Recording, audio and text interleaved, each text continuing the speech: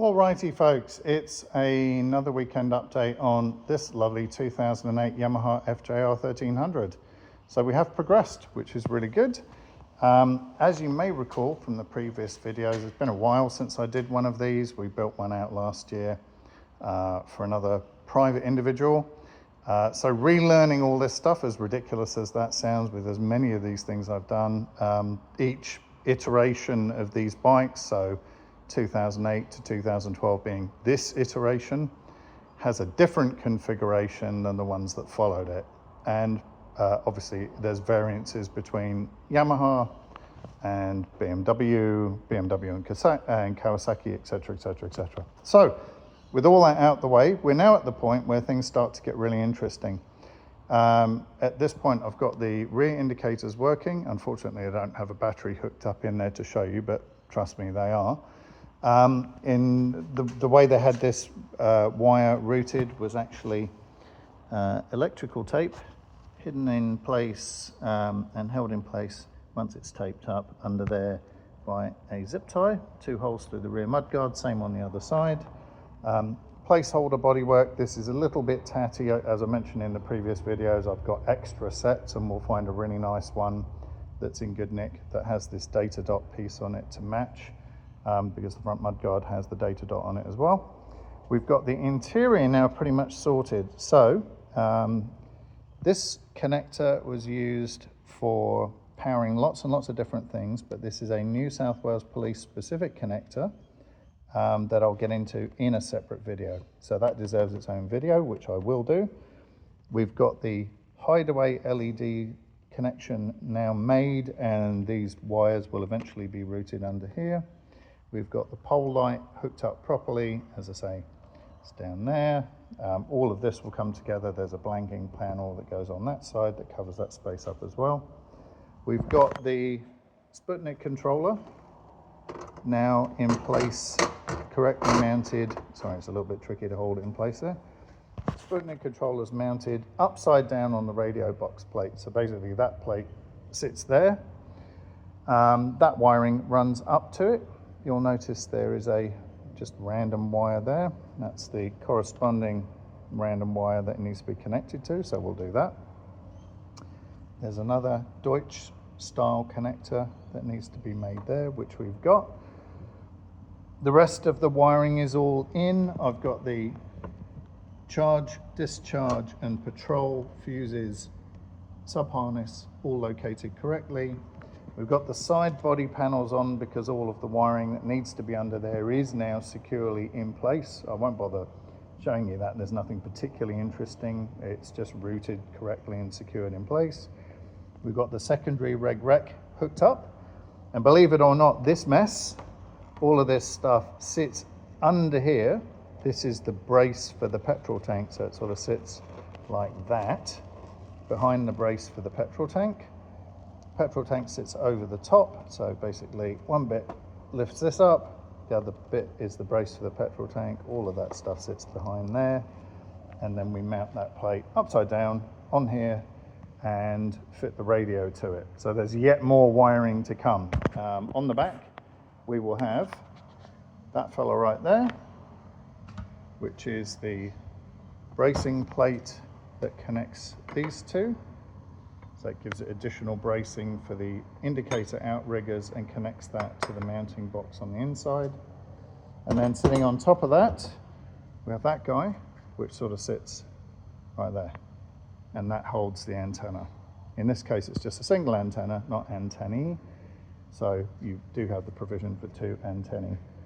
So that's all to come, but we don't fit that until much later on when I'm actually fitting the antenna, running the wiring in, and that brings in this connector right here, which, as I say, deserves a separate video.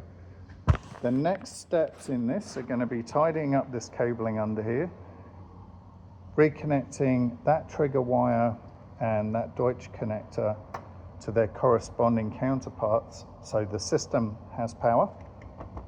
This is an original New South Wales Sputnik, so we know it's correct. This whole system was provided by a federal signal, VAMA, so they're based in Europe. And once we've got all of this tidy, so I've started zip tying the 2 harnesses, well actually 3 harnesses in here. We've got the main harness, the LED side marker light harness, and the body harness that run all the way up here. These sit under the petrol tank. There's a little piece of silver foil. These actually, as I mentioned in the previous video, fit underneath that cable cluster. So this is just temporarily in place. So all of this will be disconnected, routed underneath that way, and that way there's no interference with the throttle cables, which are there, which we definitely don't want, or any of the other engine management wiring. Once that's been rerouted, I can then fit the cover that goes on here, which is the silver heat shield. Just looking for it. I don't think I've got one handy, but we do have one, obviously. Ah, yes I do. So it's that guy fits over the top like that, and then we pull our tank wiring through and the petrol line, which has just sort of stood up by itself. We can pull all of that stuff through right there. We can then button that up, and after the evaporust arrives on hopefully Monday, tomorrow, and that tank has been refurbished, we've got a new fuel filter on the way, and we'll test all of this system to make sure that the fuel's working and everything else. The final steps of the fit out, obviously the most complicated part is up the front, and the reason I've mocked everything up, and again just for context, this is all original stuff from 2008, is because in order to make the connection from this system, which was made by Federal Signal, to the existing system on the bike, which uses those cables right there, you need this plug adapter. Fortunately, we've got some of those. This one has been chopped, but we've got pin terminals like this that will be fitted to that end, and then the plug adapter is already in place up here, ready to receive that 4-pin connection from the blue light. Original brackets, refurbished mirror covers. So these are the police option mirror covers. And we have a digital speedo which goes in here. That's just a work light. So that gets fit off, and there's wiring that runs down the body for this. And pleasingly, when I was checking inside the bike, that is a common question we get. I don't know if you can see that little Deutsch connector down there. Let me pull that out for you. That is the pull-off. So 3-pin connector for the, if I can do that, there we go. That's the 3-pin connector for the Ballinger digital speedo. So these are fit off, replacing the output blanking plate from the crankshaft sensor. So it's not used in normal settings. So that still exists on the bike. That actual connector looks like it's snapped off on top, which is okay. We've got plenty of these. So we'll restate all of that, insulate the cabling, run that up the side of the bike. So normally that runs from here up with some wire guides around the side up here, and then joins this harness up towards the front of the bike, up around the head stem following this, up through the steering head, and then across the back up there to connect. So that's the last really big connection to make. Obviously we're still working through connections for the side marker lights. That's a red-blue combo provided by Hazard Systems. The original speaker, they are speakers, not sirens. Obviously all the mounting points on the bike, making sure everything lines up, you know, nothing bent, nothing crooked, making sure all of our wiring up here is compliant. There's a special set of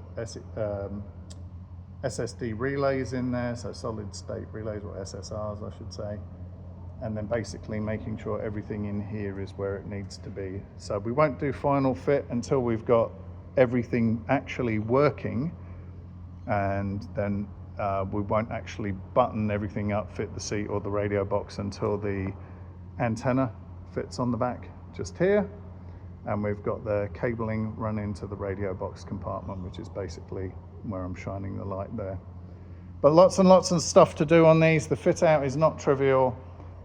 Fixing stuff like ring terminals that are just the wrong size and been butchered in place, causing all sorts of risk issues.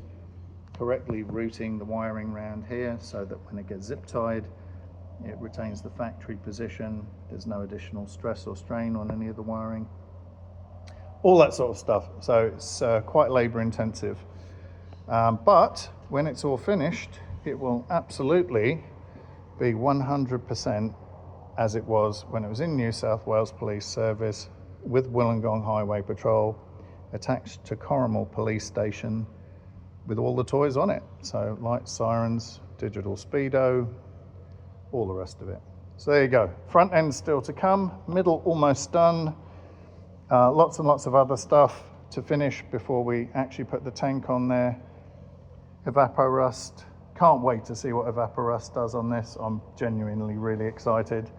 And then hopefully we'll be able to put this thing together looking very, very tasty. Get rid of some of this road tar down here.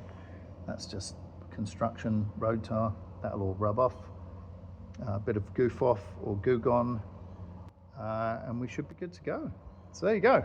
That's it. 2008 Yamaha FJR1300 ex Wollongong Highway Patrol, getting all the love, being returned to full spec. And as I say, these are lovely, lovely, lovely bikes to ride, 2 up or in a single seat configuration.